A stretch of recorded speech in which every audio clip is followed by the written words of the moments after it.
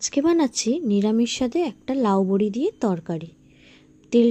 তেল গরম হয়ে গেল, বড়িটা ভেজে নেব। ভেজে নিয়ে তুলে রাখবো। ফোড়নে দেব শুকনো লঙ্কা আর সাদা জিরে। ফোড়নটা লাল হয়ে গেলে দেব পেঁয়াজ আর আদা বাটা। আর একটু পেঁয়াজ আর আদা বাটাটা একটু নেড়ে নিলাম, নিয়ে তারপরে দিলাম হলুদটা দিয়ে ফোনটাই পড়ে গেল, কি হবে এবারে।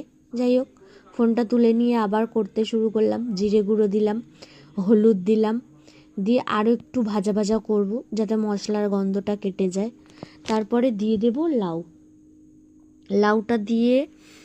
লাউটা দিয়ে নিয়ে কিছুক্ষণ একটু নাড়ব। নেড়ে নিয়ে বেশ লাউটা মশলার মধ্যে মাখামাখি হয়ে যাবে। তারপরে ঢাকা চাপা দিয়ে কিছুক্ষণ পর আবার খুলে দিয়ে একটুখানি খুলে বড়িটা দিয়েছিলাম, দিয়ে তারপরে একটু শুকনো শুকনো হয়ে যাবে, খুলে নাড়তেই থাকবো। শুকনো শুকনো হয়ে গেলে ঘি দেব, ঘি দিয়ে একদম